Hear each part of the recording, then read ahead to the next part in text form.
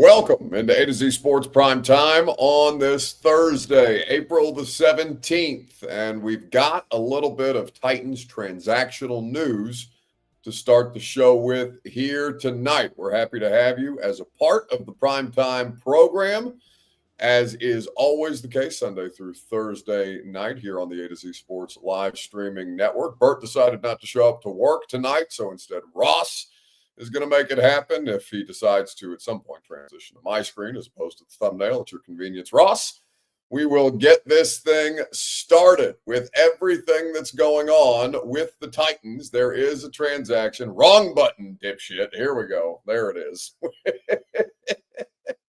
Off to a hot start. Go ahead, defend yourself. Go ahead, defend yourself, Ross. What do you have to say? First time, man. Come on now. First time, dog shit. You're fired. Anyway, we'll keep it moving here on the Primetime program. I love Primetime because I can cuss at them the way that I want to on the radio show. But either way, NPF, many of you have been made to want to cuss at Nicholas Petit-Frere at some point in your Titans fandom. And with everything that is going on with the Tennessee Titans, one of the things that they are trying to revamp is their offensive line situation. And in doing so, they signed 3 additional offensive linemen today and showed NPF the door. So we will get your reaction to that news. We will talk about draft wants versus draft needs, like players or positions that you want the Titans to draft, even though the Titans may not need that position. Because there's really not that many positions that the Titans don't need. That's a double negative. Forgive my grammatical error, but you get my point. Titans could use just about everything on their roster, but there's a couple of different positions: running back, kicker, punter. That's kind of it. Where the Titans don't need players, where you might be interested in them adding some type of a player if you are looking for additional depth, because not only is this roster bad on the front end, but this roster struggles mightily in terms of its depth, and that is something that the Titans are going to have to address. Maybe not just this year, because there's so much work to be done to that effect. We'll get to a weekend bounce back at the end of the show. Need you guys to share the broadcast around on Facebook, YouTube, Twitter, and Twitch. It is Ross's first time, so we're going to need your help extra tonight in sharing the broadcast. If you're hanging out on Twitter, please retweet it in the bottom right-hand corner of your screen. If you're on Facebook Live, you can do what I'm doing right now. You can share not a public in the bottom left. And if you're on YouTube or Twitch, please like the video. Please subscribe to the channel. Text the link to a friend if you're so inclined, and we would be grateful for you. You may even save Ross's job by the end of the Primetime broadcast. Who's to say? But first, you have to share this show. Randy says Ross is so abused. He's going to be fine. This is a natural part of the process that they all have to go through, provided that he doesn't screw up anymore. Then I might actually fire him. We'll see. Welcome into A to Z Sports Prime Time from the Zen Sports Studios. I'm your host, Buck Rising. I'm proud, as always, to be presented to you by the wonderful people at Two Rivers Ford, the South's most trusted Ford dealer. You can go to Two Rivers Ford in Mount Juliet or online at tworiversford.com for quality American-made Ford vehicles and award-winning customer service. Go to TrueMath Fitness for your first workout free as a Middle Tennessee resident. The best workout in Middle Tennessee is TrueMath Fitness. They have helped me tremendously improve my physical fitness, improve my health just generally overall. They can do the same for you, whether it's group fitness classes, a membership to just work out as you please in their open gym, or personal training like I do. TrueMath Fitness has you covered. Bart Durham Injury Law. You deserve to be paid, and the experts at bartdurham.com are there to put you in position to succeed. Go to bartdurham.com for more information. And Zen Sports, promo code ATOZTN, gets you in on all the action. Zen Sports is your favorite place to wager on all your favorite major sports. So the Titans cut Nicholas Petit-Frere, among other things, and that's the biggest headline out of the transactions that they made. NPF was a 2022 third-round pick. That's the same draft as famously the A.J. Brown trade, which resulted in Treylon Burks, and then you have Kyle Phillips being in the middle of that draft as well. You've got players like Chikakonkwo and Hassan Haskins, but it just goes to show the level of ineptitude that Jon Robinson showed in his last 3 seasons regarding the draft, his last 3 drafts specifically, that ultimately led the Titans in part to the place that they are currently still trying to dig out of. 3 disappointing and terrible seasons. He was never a good player while he was here in Tennessee. Even Traylon Burks at some point showed some level of promise. For NPF, he was just roundly unsatisfactory. And I think a lot of people chalked his rookie year up to, okay, young player, started almost every game that year. That's to his credit. Perhaps he'll get better. And all he did was honestly just get appreciably worse. He had a couple of injuries mixed in there too, but nothing that should have caused him to be as big of a bust as he ended up being. 3rd round pick, tough to call a bust, but when you're looking for a contributing tackle, fair to expect. And when you're one of the top 100 pick players, or one of the top 100 picks that Jon Robinson had in those last 3 years, those top 100 picks, those 11 top 100 picks that J-Rob had in his last 3 years, where only one viable starter for the Tennessee Titans has emerged from that top 100, from those 11 top 100 picks, you understand why the label bust is fair to put on NPF. So one of the team's several attempts to fix the revolving door at right tackle since Jack Conklin left, and that was 5 years ago that Jack Conklin departed this team in 2020. NPF started 28 games across 3 seasons, and like I said, rookie season wasn't awful because you understood, all right, he's a rookie. Perhaps it's just some growing pains here. And then when it got worse year over year, you looked around and said, I mean, certainly Brian Callahan and Bill Callahan mostly looked around and said, all right, we got to get this guy out of here as quickly as humanly possible. So my question to you on Facebook, YouTube, Twitter, and Twitch is this: your Two Rivers Ford take. What was your reaction to seeing the Titans release Nicholas Petit-Frere today? You can let me know, and I will tell you how I feel about it right after I remind you that the Primetime program is made possible by the South's most trusted Ford dealer, Two Rivers Ford. Quality American-made Ford vehicles, award-winning customer service on offer. Two Rivers Ford in Mount Juliet or online at tworiversford.com, the South's most trusted Ford dealer, where they currently have employee pricing for everyone. Go to Two Rivers Ford in Mount Juliet or online at tworiversford.com, like I mentioned. All right, what was your reaction to the Titans' release of Nicholas Petit-Frere? Sean Michael on YouTube or Facebook Live says NPF flat out was never about ball. I mean, the fantasy football stuff really made you question how committed to this he was. And of course, he had the gambling suspension that cost him a handful of games in 2023. Then he had an injury in 2023 that knocked him out for all but like 2.5 games, I think is what he ended up playing in that season after he returned from the suspension. Then you go into 2024. He's got a different injury that he's working his way back from than the injury that ended his 2023 season. And by the time he gets back in the midst of training camp, you're looking around saying, all right, maybe Bill Callahan can salvage Nicholas Petit-Frere the way that they're going to try and salvage a couple of different things on the roster. Turns out they couldn't salvage any of them. And Nicholas Petit-Frere is one of the first to be on the chopping block. In fact, it seems to me that they could not get rid of him fast enough.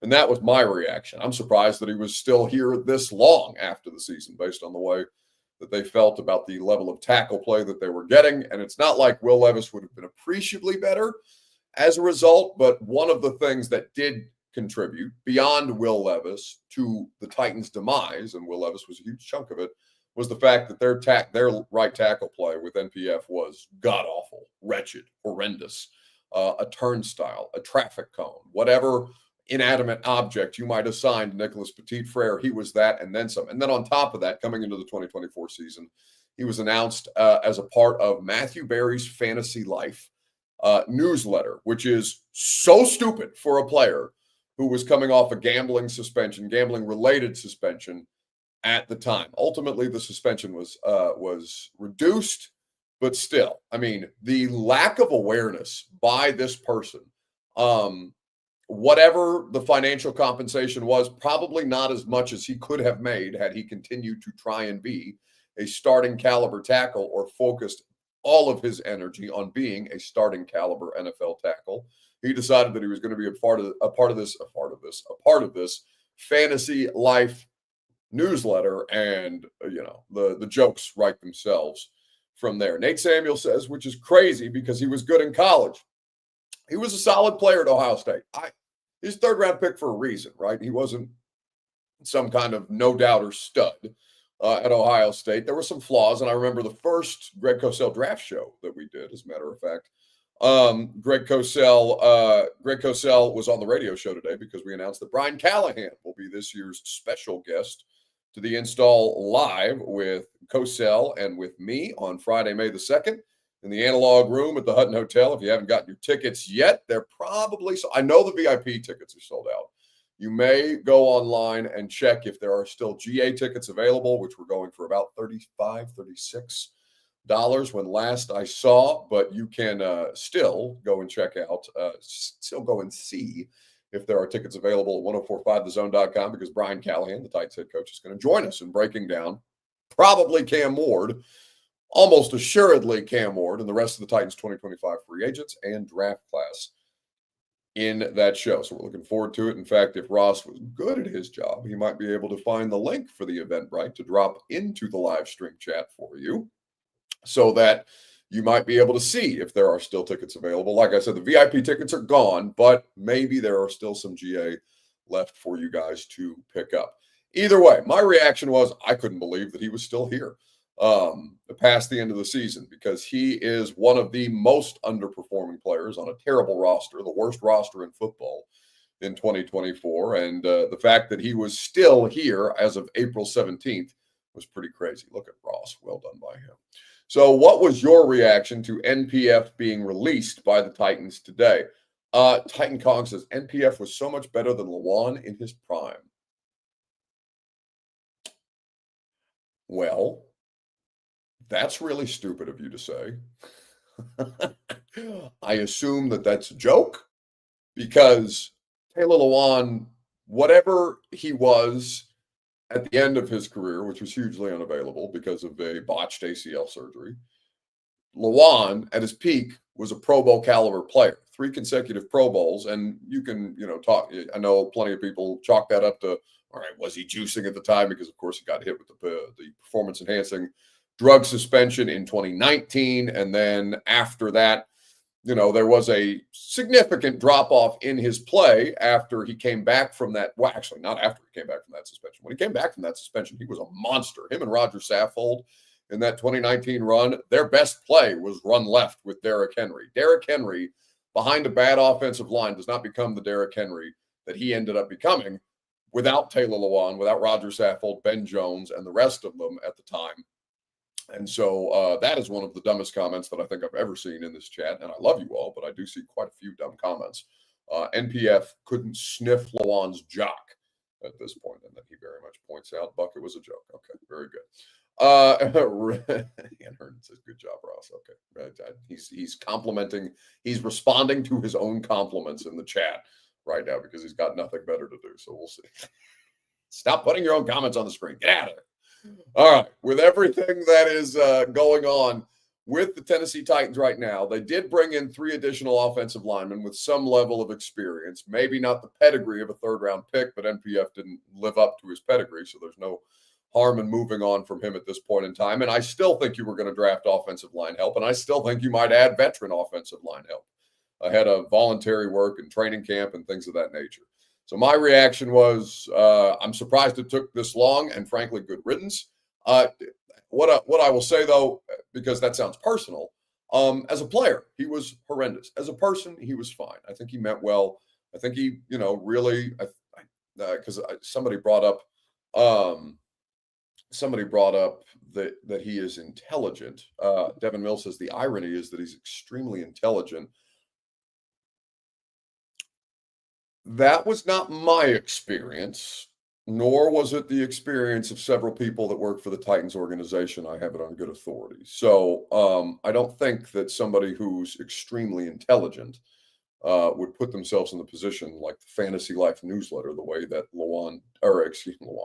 the way that NPF did at the time. So maybe he has intelligence in other areas that I was not privy to, but in the 3 years that I covered him, I would say that there is a significant lack of at least common sense intelligence. Perhaps he's smarter in other areas, but I had plenty of people within the Titans organization also question the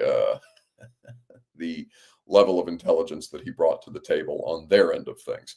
Because Devin says, okay, well spoken, Buck. Well, yeah, I think a baseline for any human being is, can you formulate sentences? Like that doesn't indicate intelligence unless you think so lowly of football players that they can't even formulate sentences. And so, well, yeah, he's well spoken. And I know you're not alleging anything racially charged, which is something that used to be used around that term, and well spoken in athletes in particular by dusty white racist newspaper columnists that didn't know how to talk to the athletes.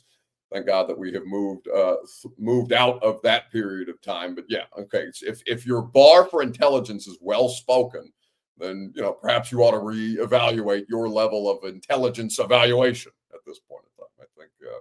I think, as Zach Lawrence says, he spoke words. Give him that. Yes, indeed. So with everything that you have going on with the Titans offensive line situation, the reaction to NPF is, for the better, addition by subtraction. In the case of Nicholas Petit-Frere, they couldn't get worse than they were, even if they're adding players who come in with a lesser draft pedigree than NPF does. Now there becomes a question of, well, the Titans need tackle help, and they need to tackle help with NPF on the roster. So it's fair to expect that is still something that they could address at some point in the NFL draft, even if they're not doing it on day one or even on day two. But the question I want to ask you is this. There are many positions that the Titans need to add players at. So it's not that big of a pool to pull from when I ask you, what position that is not a glaring need for the Titans would you want them to draft a player at? So some of the position groups that come to mind: kicker, punter, long snapper, even though you probably need an additional kicker heading into training camp for at least a competition.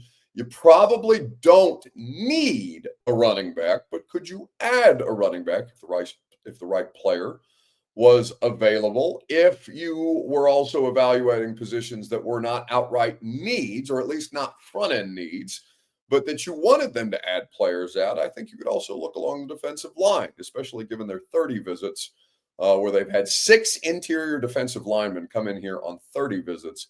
Fair to expect that they are considering additional options there as well.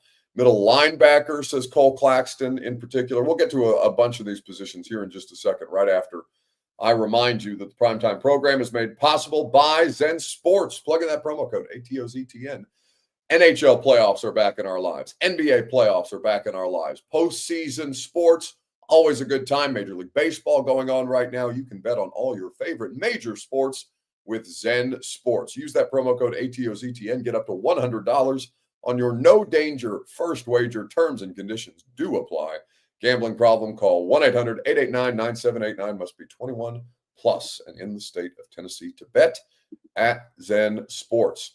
So as you look at all the different things that the Titans maybe don't need, but that you want them to add players to that room, I think there's a couple of different position groups that you can look at. But the question is born out of the idea, well, the Titans need everything, basically. They even though they have Johnny Hecker as the punter and Morgan Cox as the long snapper, they basically need everything that you would consider draftable in the draft. I don't think you're drafting long snappers or punters or kickers. I know some people do, but that's not what this team can afford to waste draft capital on. And that's because of Jon Robinson. The list of players, how did we get here, part of this, because of Jon Robinson, is so glaringly bad. And I always had a good relationship with Jon. He cratered in the last 3 off seasons of his career, to the point where I don't want to accuse him of having some kind of a mental breakdown at the combine when he ended up in tears talking to us. And we're going to play you that clip here in just a second. But I do know that he was getting more isolationist towards the end of his tenure there. I know that the relationship with Ian Vrabel, obviously, as the drafting got worse, the relationship got worse. And the only picks still left from Jon Robinson's tenure here from 2016 to 2022 are 6 players: Amani Hooker, Corey Levin, who's on his, 3rd tour of duty with the Titans at this point in time, after being, I want to say that Levin was a 16 or a 17 draft pick. Maybe 17, if I remember correctly. But Hooker, Levin, McCreary, Traylon Burks, Chig, and Simmons, Jeff Simmons, are the only players left from the Jon Robinson era on this roster. and fair to expect that it is that there is not much of a world in which you can envision Traylon Burks still being here beyond 2025 at this point in time. So the reason that they're in this spot, the reason that they need everything is because Jon Robinson, just for as good as the start of J-Rob's career was, the end was catastrophic. The trust that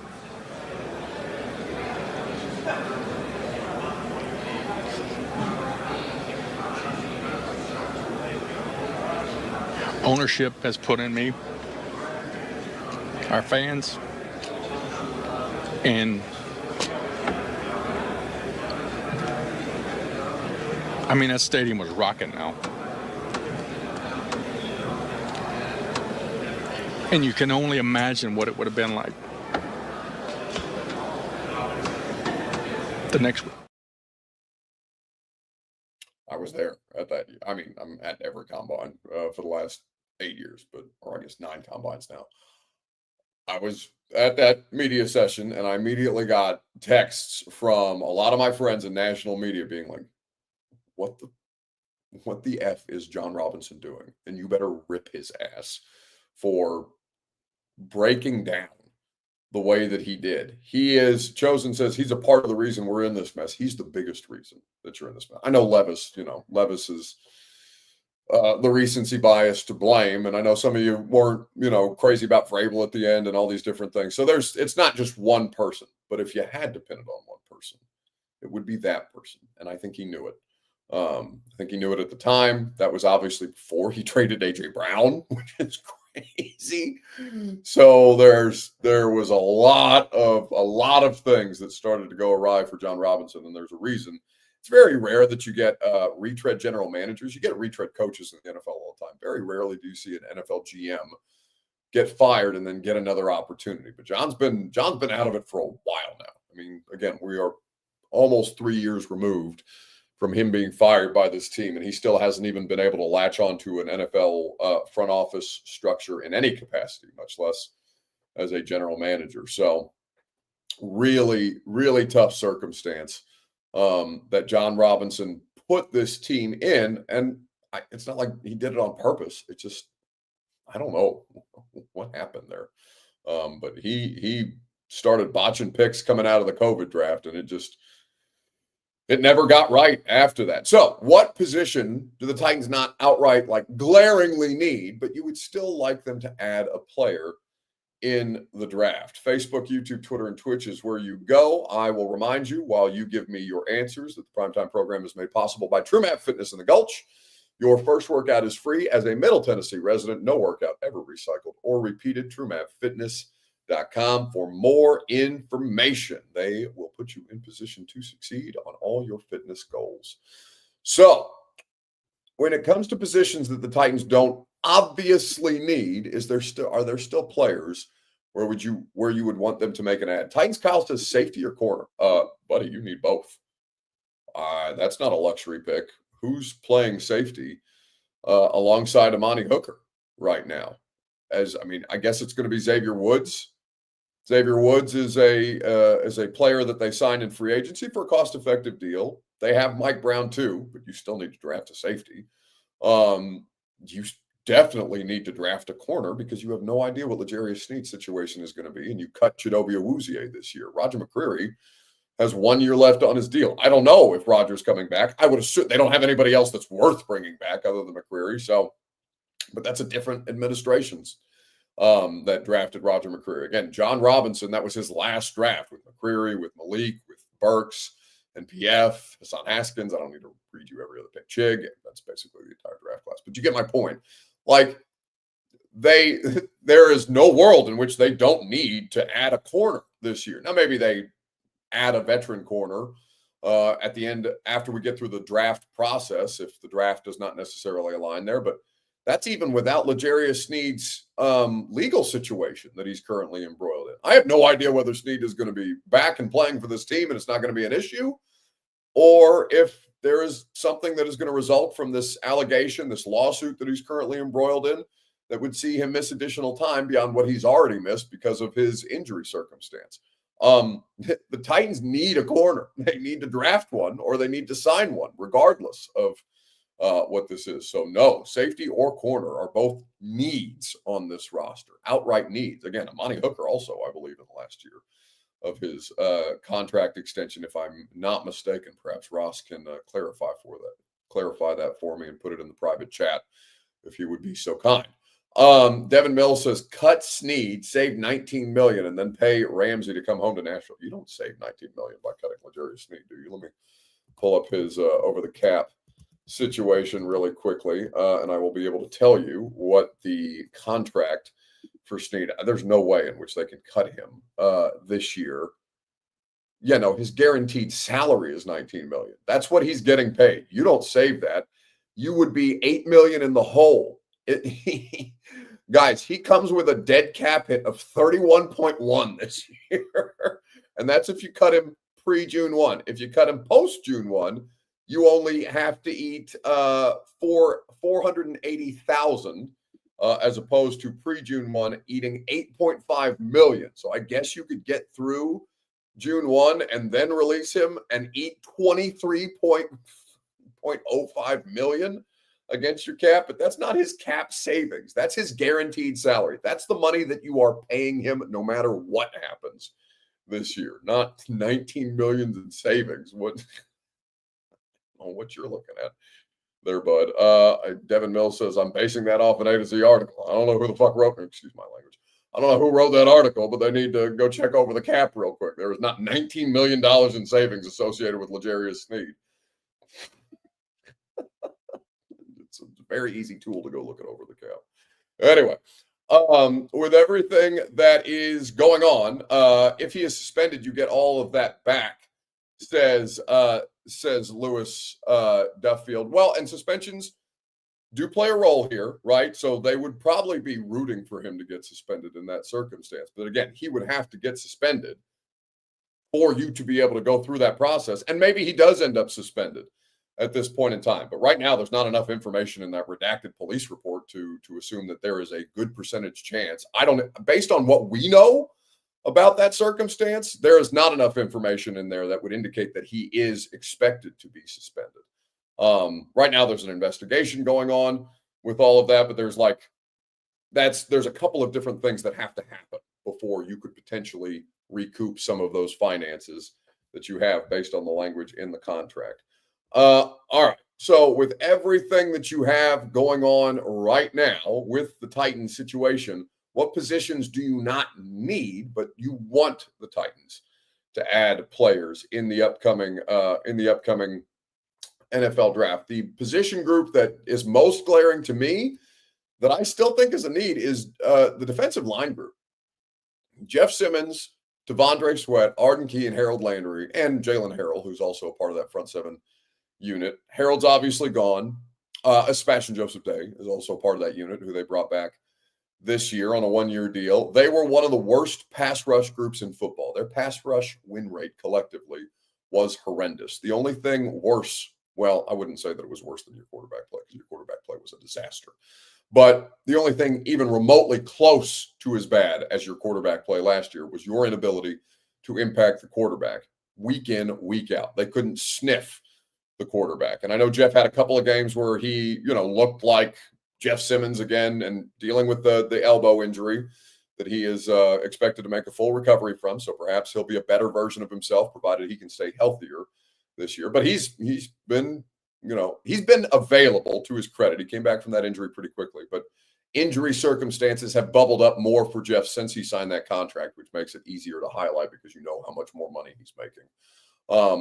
And even still, I mean, Jeff's on a very cost-effective deal. If I was him, I would probably want to renegotiate, but you understand why that's a difficult circumstance to bring to the table at this point in time. Defensive line, though, needs additional help. I am fine with them adding interior defensive line. They clearly seem interested in adding interior defensive line because they've had 6 different 30 visits with interior defensive linemen at this point in time. I also would look at Sweat and Jeff and Sebastian Joseph Day. They collectively, and Sweat can get better, right? Sweat seems to be an ascending player, to his credit. He had none of the things that we thought might give him problems last year really gave him problems. And I think that's a huge testament to him. I think it's a huge testament to Rand Carthon, honestly. And I know, he's an easy scapegoat after the fact when he's been fired, but I mean, you probably don't have Devondre Sweat without Rand Carthon. So I'm sure while there are plenty of mistakes on the roster that were made under Rand, none quite to the extent of J-Rob at the end.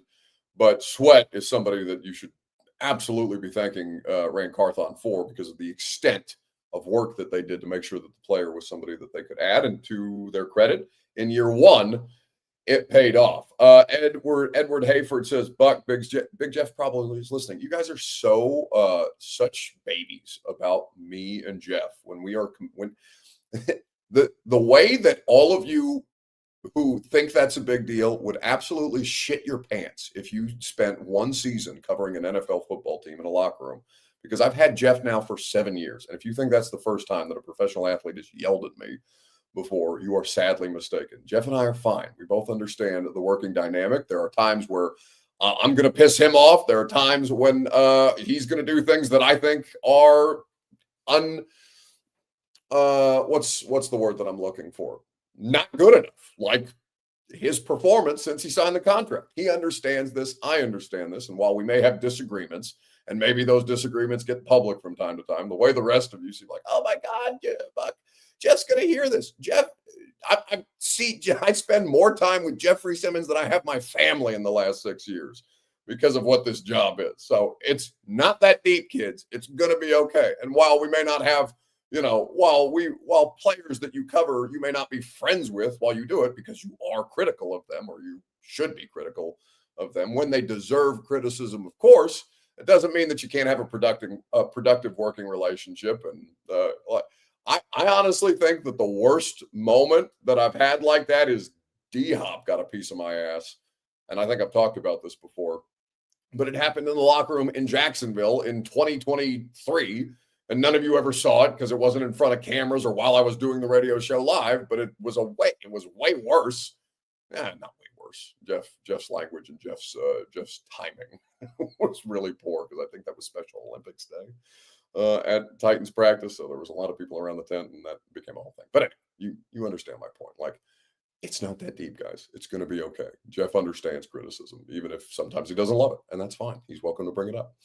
All right. So with everything that's going on right now, Jeff Simmons and the rest of them, they know that they were not good enough last year. Jeff is keenly aware that they were not good enough last year, because everybody's been telling them how not good enough they were last year. And I think he put some kind of motivational social media post out to the effect of all the criticism that he's been receiving. That's fine. Whatever it takes to get them operating at a higher level. I don't care how he motivates himself. All I care is that they play better collectively. And it's not just him. It's all of them. They all need to play better.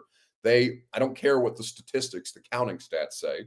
The Titans defense was hot ass last year, and it not quite as bad as the offense, because the offense was the worst, but the defense was so bad, especially down the stretch. And they understand that there are a million different ways that they need to improve that defense, including that front seven unit. All right. So defensive line is where I would start. Now, does that make Jeff more expendable come this year's trade line versus last year's trade deadline? Yeah, probably, but that's life in the NFL. And it's incumbent upon the players to perform better, so they don't give teams the opportunity to think about, could we do about the same for a lesser cost if we were to move Jeff Simmons at the trade deadline or something like that?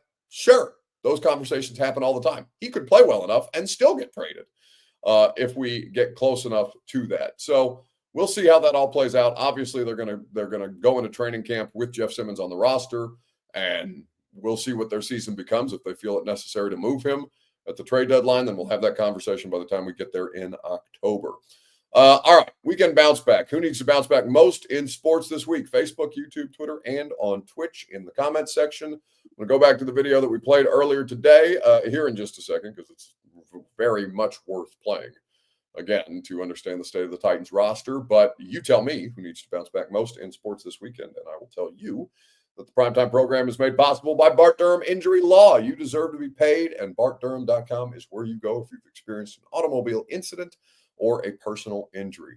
They will give you all manner of different case results for you to review to see what kind of work they do for their clients. You can understand all their areas of practice. When you go to their website, you can even get a free consultation online today at bartdurham.com for more information because you deserve to be paid. All right. Who needs to bounce back most in sports this week? It's been basically Ross after you yelled at him.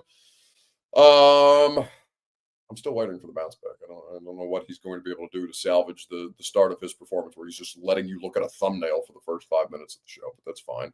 We'll cross that bridge when we get there. Perhaps we'll come up with something that Ross can do, like shirtless Bert on a Monday night. We'll see if there's not some way that Ross can redeem himself from his it's probably a league average performance around here, given the state of our production, especially if you listen to the radio show, God knows. But either way, Ross will find other ways to bounce back, I suppose. He'll bounce right on out of here if he keeps you looking at a thumbnail for another primetime show. But bounce back is an easy place to go because, we could have done this every Thursday night for the last 3 years. Jon Robinson just stays missing on draft picks for the Titans in the last 3 years of his tenure here. The trust that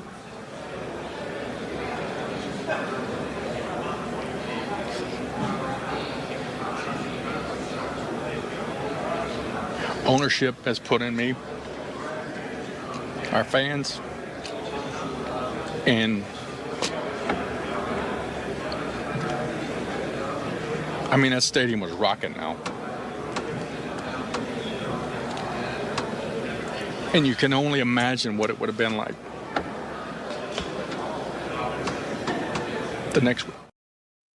Yep, sure can imagine what it would have been like the next week. Ann Herndon says the slow zoom kills me. Yeah, that TV person deserves a raise. That is just excellent camera work there. It's like after the Titans beat the Patriots this year, and Brian Callahan was talking about how proud he was of Tony Pollard, and I heard his voice crack. And immediately that's blood in the water for vultures like us. I'm like, oh, is he going to get emotional at the podium after beating a terrible Patriots team? And sure enough, he did. And understandably so. It's a very emotional job. It's very taxing. And then I remember having the conversation about, all right, let's, understand the emotion. Let's see how he kind of, bucks up here a little bit and gets it done. And then they didn't get anything done after that. But there's a bunch of different reasons why that happened. Speaking of Brian Callahan, he's going to be on the live podcast with us at the Analog Room in the Hutton Hotel on Friday, May the 2nd, when we break down the Titans draft class and the Titans free agent acquisitions with Greg Cosell. Brian Callahan. It's going to be a great time. Don't know if there's still tickets to buy, but you can get those tickets in the live stream chat. Ross posted it earlier. Maybe that's Ross's bounce back. Well done by Ross. And we can also go to 1045thezone.com to see if tickets are still available. I would expect they will be probably gone. The VIP tickets sold out in like 30 minutes after we announced that Callahan was on the show. So I'm sure those $30 tickets are going fast too, but you can still check. And maybe I put a couple aside to give away later this week, but you'll just have to listen to the radio show to find out. So who needs to bounce back most in sports this week? Parsons and Lou Williams and the rest of these analysts. Lou Will doing analysis now? I didn't know he had a TV job. Need to bounce back, talking crazy about my Pacers and overlooking them. I grew up a Pacers fan. I don't think the Pacers are necessarily being overlooked. Parsons, who's like Chandler Parsons? Is Chandler Parsons doing TV now too? I had no idea that Lou Williams and Chandler Parsons were doing TV commentary at this point in time. Ocho says ran on CBS talking shit after making those bad signings. Talking shit about who? The Titans? That'd be great. If he spent all their money, then got fired, then got a TV job, and started talking shit about how bad they were, would have to send him a text and tell him how funny that is, if that is indeed the case. So one of you might have to tag me in the video, if there is a video to be found out there on social media, because that would delight me to see something like that. Well done by Rand, if that's the case. All right. My bounce back is Jon Robinson, but I could have done that each and every week. That is going to do it for us tonight, because the bounce back for the show is that it's over. You don't have to deal with me anymore on primetime for the rest of the week. We'll do a 615 Sessions podcast tomorrow. I'm going to see if Teron Davenport is available for the pod, and we will look forward to talking some shop with TD or one of our favorite Titans media friends tomorrow. We'll see who might be available to join us. So we'll do that between 2 and 3 o'clock tomorrow. Radio show from 10 to 1 on 104.5 The Zone. We may have a loaded show because Coach Mack is on the show at 10:20. Trevor Sikkema is on the show at 11:20. And then Mina Kimes texted me today and said, how about tomorrow for an appearance on the radio show? So potentially Mina on the radio show tomorrow, and I will keep you updated with that. So if Mina's on the show, great. If not, it's still a good show with Coach Mack and Trevor Sikkema of Pro Football Focus. If Mina can join us later in the week, that'll be great. But we always appreciate you guys spending your time here with us. Like the video on the way out the door, if for no other reason, because it'll make Ross feel good for the suboptimal job that he did here tonight. Have a great rest of your weekend, and I'll talk to you tomorrow morning at 10 a.m. on 104.5 The Zone. There's a very low percentage of this that is smiles and glory holes. Very low percentage.